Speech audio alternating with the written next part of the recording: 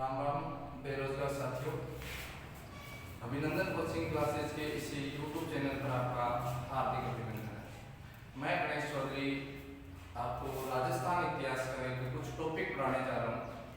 मैंने जिस तरह से इस कोचिंग की शुरुआत की है, एक सपने के साथ कोचिंग की शुरुआत की है और उसी एक सपने के साथ में एक वीडियो अपलोड कर रहा हूँ। ये जिस तरह से आपको लगे कि वास्तव में हाँ सर अच्छा पढ़ाते हैं, तो इस वीडियो को लाइक शेयर और सब्सक्राइब जरूर कर दीजिएगा।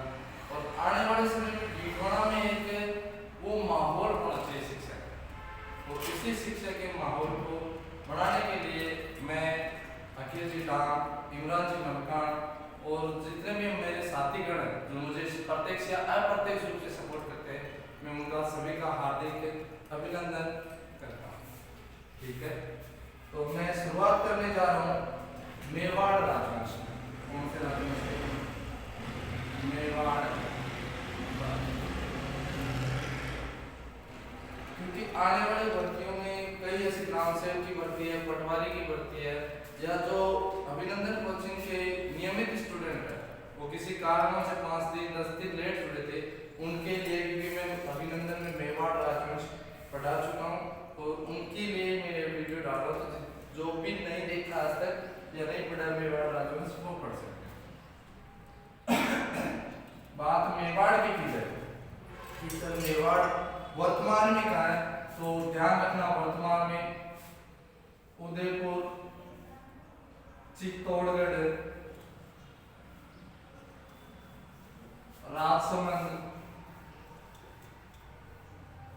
और प्रतापगढ़, इस वाले भूभाग को प्राचीन समय में किस नाम से जानते हैं? मेवाड़। इससे प्राचीन की बात की जाए, मेवाड़ प्राचीन में कौन से महाजनपद में शामिल था? तो याद रखनी है कि मेवाड़ सीवी या कीवी महाजनपद में था। सीवी या कीवी महाजनपद में। कौन से महाजनपद में?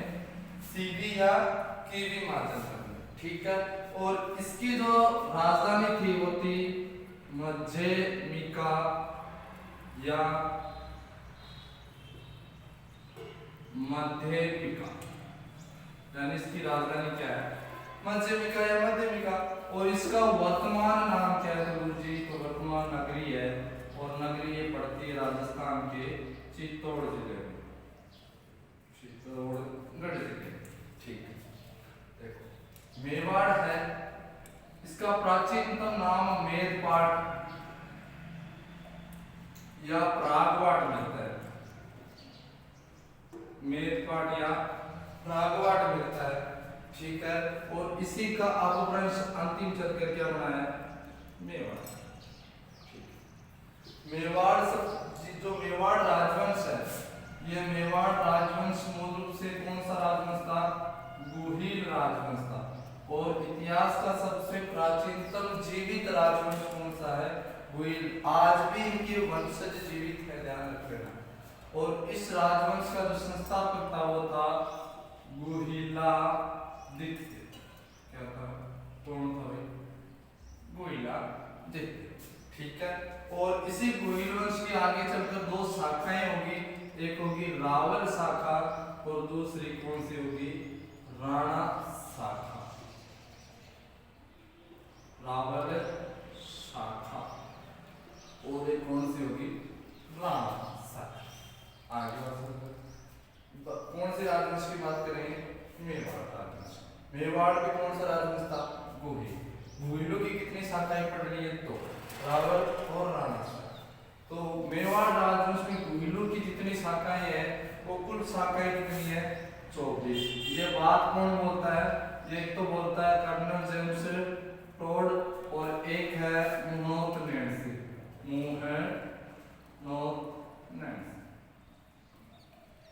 नैन्सी नाम से देख लेना इस आदमी। ये राजस्थान इतिहास का एक प्रकार से सीसीटीवी कैमरा। क्या है? सीसीटीवी। आगे बात समझ में? हाँ, जितने भी प्रेम कहानी राजस्थान इतिहास में कौन बताएगा? मुनोत नैन्सी। यानी वह मेरे प्यार को बेवफाई का इनाम दे गई, वह मेरे प्यार को बेवफाई का इनाम दे गई, अपनी यादों का दिल में पैगाम दे गई। कहा था मैंने मेरे दिल में दर्द बहुत है, वो जाते जाते जिंदगाम दे इतिहास में जितनी भी प्रेम कहानी है वो कौन बताएगा? मोड़ोत नारायण सिंह। ठीक है गुरु जी, आगे चलो। यानी इस वंश की कितनी शाखाएं हैं? तो याद रखना 24 शाखाएं हैं। टोड और नारायण सिंह ने बताइए। मूल रूप से हम एक ही शाखा का पढ़ते हैं, या जितना भी वर्णन है सम्मानित रूप से, यानी सम्मान दोनों में एक ही शाखा हुआ है, मेवाड़ वाली। सॉरी, मेवाड़ राजवंश है। तो इसके बारे में देख लेना कि इसके जो संरक्षक है वो नागर जाति के ब्राह्मण है। नागर जाति के ब्राह्मण क्या है? यानी मेवाड़ वालों के संरक्षक कौन से ब्राह्मण थे? नागर जाति के ब्राह्मण थे। ठीक है, इनका एक आदर्श वाक्य भी है। वो आदर्श वाक्य कौन सा गुरुजी? तो याद रखना है, जो दृढ़ राखे धर्म को ती ही राखे करता है।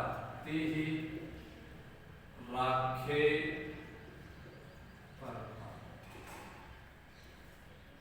जो दृढ़ रखे धर्म को ती राखे करता। एक बार प्रश्न पूछा गया था, सैनारस का प्रश्न है कि किस राजवंश के झंडे में संस्कृत का प्रयोग किया गया है? किस राजवंश के झंडे में संस्कृत का प्रयोग किया गया है? तो कौन से राजवंश में? मेवाड़ राजवंश। किस राजवंश के झंडे में सूर्य का चित्र है? किसका? सूर्य का। तो याद रख लेना, किसका चित्र है? सूर्य का। वो भी कौन से में है? मेवाड़ वाले में। जो दृढ़ राखे धर्म को ती ही राखे करता, कौन से राजवंश का आदर्श वाक्य है? मेवाड़ वालों का। इसका अर्थ ये है कि जो धर्म की रक्षा करता है ना, उसकी रक्षा अपने आप कौन करते हैं? भगवान करते हैं। आगे बात समझ में बराबर आ रही। आगे चलो, अब देखो नेक्स्ट, मेवाड़ वालों का राज तिलक कौन करते हैं? तो गुरुजी बता दियो, बनाइयो लियो, भील करे, कौन करे? भील। वे भी कौन से? हाँ, उंदरी गांव का। कौन से गांव का? उंदरी गांव का भील सरदार मेवाड़ के जितने भी राजवंश के राजा होंगे उनका क्या करेंगे? राज तिलक। आगे चल के चूड़ा करेंगे। आगे चल के कौन करेंगे? चूड़ावत करेंगे। ध्यान रख लेना। तो दो बातें विशेष तौर से ध्यान रख लेना। निम्न में से कौन मेवाड़ राजवंश का राज तिलक नहीं करते हैं? उंदरी गांव का भील सरदार, चूड़ावत, इनमें दोनों या इनमें से कोई नहीं। तो ध्यान रख लेना, फिर ऑप्शन दोनों हो जाएगा, क्योंकि कई ऐसे शासक हैं उनका चूड़ावत राज सरदारों ने भी क्या किया है? राज तिलक। इसका कारण था लाखा, वह हंसाबाई का विवाह, जिसके तहत कुंवर चूड़ा को क्या दिया गया था? सलूम्बर की रियासत के साथ एक विशेष अधिकार दिया गया था कि जो सलूम्बर का शासक है वो मेवाड़ के राजा का क्या करेगा? राज तिलक करेगा। यानी तीन चीजें क्लियर हो गई है। संस्कृत भाषा का प्रयोग किस झंडे में हुआ? तो मेवाड़ के झंडे में हुआ। नागर जाति के ब्राह्मण उनकी संरक्षक है, वो जो दृढ़ राखे धर्म को ती राखे करता है। आदर्श वाक्य किसका? मेवाड़ का। अब देखो इनकी उत्पत्ति किस प्रकार से हुई, यानी गुहिलों की उत्पत्ति किन प्रकार से हुई, तो उसके बारे में थोड़ी जानकारी ले लेते हैं। बता दें गुरुजी, उत्पत्ति में सबसे पहले मत ले लिया ब्राह्मण मत। कौन से मत? ब्राह्मण मत। गुरुजी ले लियो। ब्राह्मण मत के बारे में तीन चीजें याद रखनी है कि एक तो D.R. भंडारकर, एक याद रखनी गोपी, हाँ गोपीनाथ शर्मा, गोपीनाथ शर्मा। और गुरुजी का याद रखो तीसरों, तो आहड़ शिलालेख, आहड़ शिलालेख। यानी इन तीनों के अनुसार गुहिल क्या है? ब्राह्मण है। क्या है? ब्राह्मण। गुरुजी आप लोग मत, तो आप लोग याद रखना सूर्यवंशी। कौन सा मत? सूर्यवंशी मत। ध्यान रखना सूर्यवंशी मत में G.H.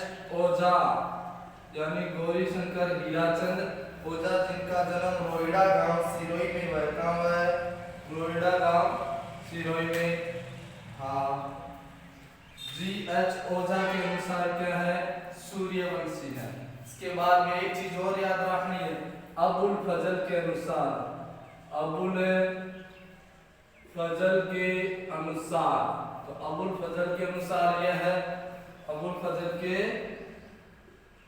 अनुसार, तो अबुल फजल के अनुसार है नौसे खां। नौसे खां आदिल शाह की संतान है। आदिल शाह याद मुझे कुछ, नौसे खां आदिल शाह की संतान। नौसे खां आदिल शाह मूल रूप से कहाँ का था मेरे विद्वान साथियों? तो याद रख लेना, ईरान। हाँ, विद्वान के साथ बेरोजगार भी हो तभी तो इस वीडियो को देख रहे हो, बुरा मत मान जाना कोई। सॉरी,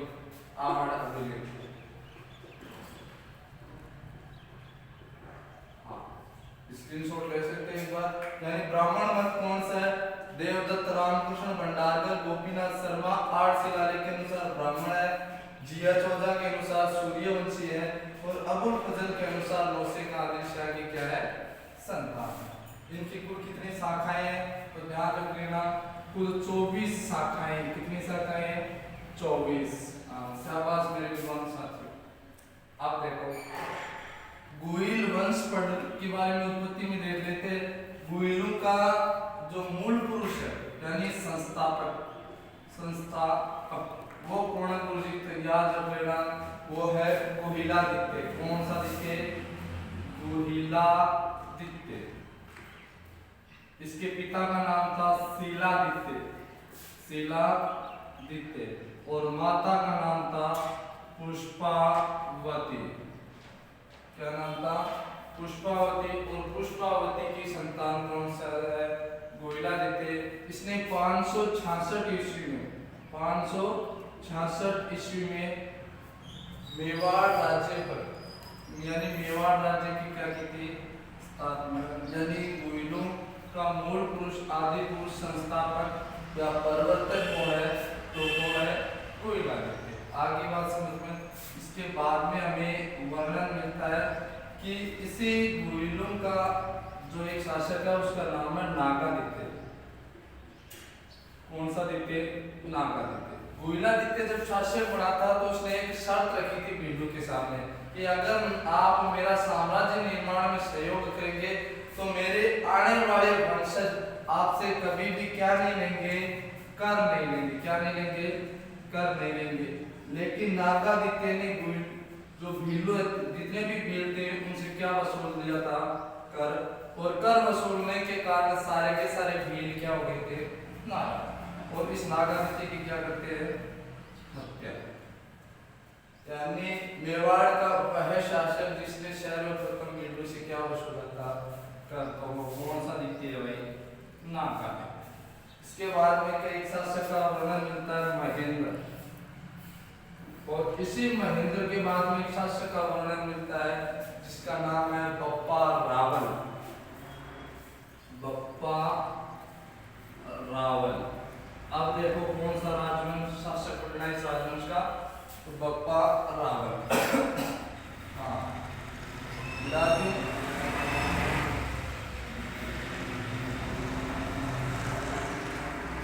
गुरुजी आराम करो बेटा, टेंशन मत कर, आराम कटाई लो। कया टेंशन लागे नहीं, गुरुजी तो स्पीड में खांस रहा क्यों? कौन सा रावल है? बप्पा रावल। कौन से रावल है? बप्पा रावल। देखो बप्पा को मूल नाम की बात करें तो एक नाम मिला है काल भोज या माल भोज। ठीक है गुरुजी, कोई बात नहीं। काल भोज या माल भोज, ठीक है। बप्पा रावल का मूल नाम कौन सा नाम है? काल भोज या माल भोज। के बचपन का माई बप्पो के चरा तो गाय, के चरा तो गाया चरा तो, ठीक है। गुआड़े हो और बोले कि तो मोटो कौ 35 हाथ की धोती, 16 हाथ को दुपट्टो और 32 मन को खड़ग राख तो हाथ में, और 4 बकरा को भोजन और 2 भैंसा की बलि के साल तो इसको खतरनाक हो पर हाँ के दी जो बाहुबली बाहुबली कंपनी हो जाता बाहुबली हाँ कुछ कोई बात नहीं बाहुबली हो तो देखो आगे बप्पा रावल के बारे में वर्णन मिलता है किसने 734 ईस्वी में कौन सी ईस्वी में 734 में 3-4 किताब है 734 ईस्वी में कौन से राज यानी मान मौर्य को हराकर कौन से मौर्य को मान मौर्य को हराकर मेवाड़ पर या चित्तौड़ पर क्या किया था अधिकार किया था चित्तौड़ पर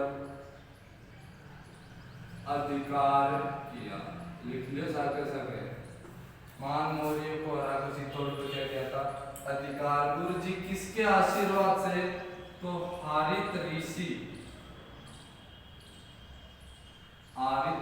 के आशीर्वाद से क्या करेगा अधिकार करेगा ठीक है कहा जाता है कि हारित ऋषि ने आशीर्वाद दिया था कि बप्पा तुम्हारे जितने भी वंशज है वो हमेशा हमेशा के लिए मेवाड़ पर क्या करेंगे राज करेंगे ठीक है हारित ऋषि का सहयोग हो 734 ईस्वी में मौर्य वंश को शासक है मान लो कि मान मौर्य हरा के लिए चित्तौड़ पर अधिकार कर लो कल गुरु जी 734 ईस्वी आगे चला मेवाड़ पर यानी मेवाड़ में सर्वप्रथम सोने के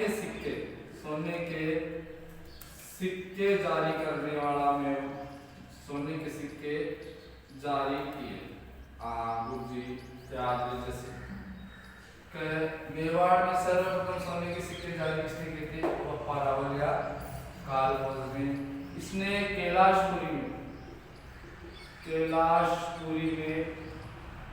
एकलिंग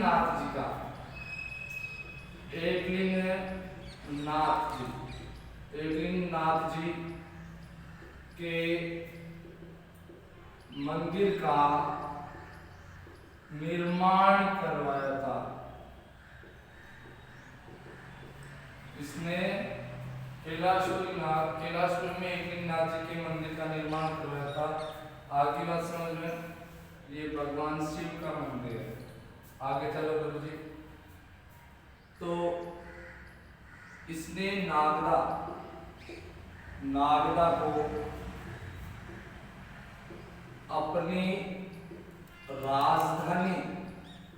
नागदा को अपनी राजधानी के रूप में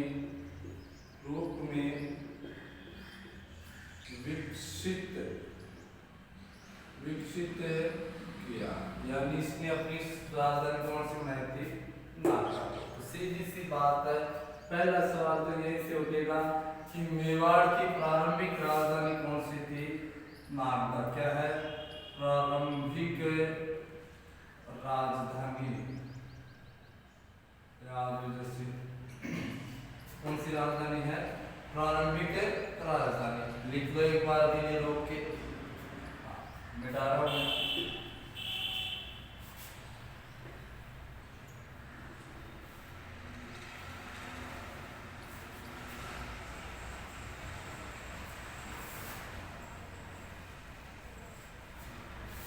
एक इतिहासकार है उसने बप्पा रावल को चार्ल्स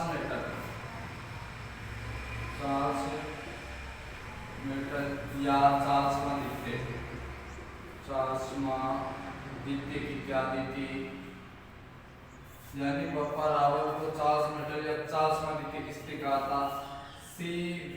वेद्य चंद्र प्रकाश विनायक वेद्य ने किसने कहा था चंद्र प्रकाश विनायक वेद्य ने ठीक है आगे चलो इसके बाद में वर्णन मिलता है भरत भट्ट का इसका भरत भट्ट का यानी बप्पा रावल के बाद में कौन सा भट्ट मिल गया अपने को भरत भट्ट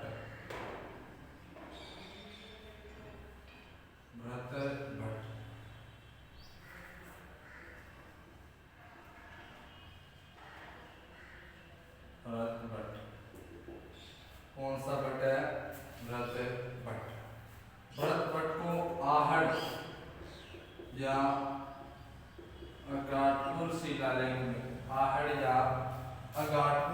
शिलालेख में तीनों लोकों का तिलक, तीनों लोकों का तिलक, तीनों लोकों का तिलक कहा गया है। हाँ, हो सकता है मेरे लिखने में हिंदी में अशुद्धि हो तो उसकी कोई टेंशन मत लेना। यानी भरत भट्ट को आहड़ या अगाडपुर शिलालेख में तीनों लोगों का क्या कहा गया है, तिलक कहा गया है। गुरुजी आगे चलो। इसके बाद में जो शासक बनेगा वो बनेगा अल्लट। कौन बनेगा भाई? अल्लट। अल्लट, अल्लट के बारे में याद रखना है। तो इसके बारे में सबसे बड़ी बात यही है कि इसे आलू रावल के नाम से जानते हैं। किस नाम से जानते हैं? आलू रावल। यानी इतिहास में वह कौन सा शासक है जिसको आलू रावल के नाम से जानते हैं? अल्लट। और यो इतना खतरनाक आदमी हो कि इतिहास को सबसे पहले, राजस्थान इतिहास की बात करो, राजस्थान इतिहास को अंतरराष्ट्रीय विवाह यानी उन्होंने राजकुमारी तुलसी देवी, हरिया देवी, और राजकुमारी हरिया देवी से विवाह किया। काम तो ठीक है। उन राजकुमारी के कर लियो, ब्याह के कर लियो, ठीक है। मेवाड़ में सर्वप्रथम, मेवाड़ में सर्वप्रथम नौकरशाही का गठन किया था। नौकरशाही का गठन, यानी मेवाड़ में नौकरशाही का गठन किसने किया था? अल्लट ने किया था। किसने किया था? अल्लट। लाके ये बहुत खतरनाक आदमी हो अल्लट। गुरुजी और क्या करो, और राजधानी नागदाव की जगह लेके आपकी पटकी ने आहड़, किस जगह? आहड़। यानी इसने राजधानी को नागदा से कहा परिवर्तित कर दिया था? आहड़। आहड़ को राजधानी बनाया। तो सवाल ये पूछा जाएगा कि आहड़ सर्वप्रथम राजधानी किसके समय रही थी? तो अल्हट। किसके समय रही थी? अल्हट। आलू रावल इसकी क्या है? उपाधि। क्या है? उपाधि। पूर्ण राजकुमारी हरिया देवी वहाँ सिर्फ सामान्य जन्म हरिया देवी क्या है? हाँ, पूर्ण राजकुमारी हरिया देवी के कर लियो, विवाह कर लियो, और मेवाड़ में नौकरशाही को के करे गठन। आगे वाले जो शासक है शक्ति कुमार है, जयपुर सिंह है, रतन सिंह है, सेम सिंह है, राप है, सामंत सिंह है, रतन सिंह है, वो हम नेक्स्ट वीडियो में पढ़ाऊंगा। उसके बाद में रतन सिंह जैसे कंप्लीट होगा तो अगला जो वीडियो होगा वो राणा साहब का होगा। मेवाड़ के जितने भी शासक है मैं आपको विश्वास दिलाता हूँ कि क्रमबद्ध रूप में आपको पढ़ाऊंगा, ठीक है। तब तक आप इस वीडियो को देखिएगा, लाइक से सब्सक्राइब करिएगा चैनल को, और जो भी कमी लगती है आपको कि सर इस चीज़ में हमें कमी महसूस हो रही है वास्तव में, तो कमेंट करना जरूर है, या जो भी अच्छी चीज़ लगी उसके बारे में बता देना कि सर ये चीज़ अच्छी थी, आपने ये चीज़ बताई हमारे लिए बहुत काम के साबित हुई, या इस चीज़ का पहली बार पता चला। तो जो भी मैं कोशिश करूँगा कि हर एक चीज़ आपको उपलब्ध करवानी थी, ठीक है। तो मैं आशा ही नहीं पूरी उम्मीद करता हूँ कि आपके लिए ये लाभदायक होगा। धन्यवाद।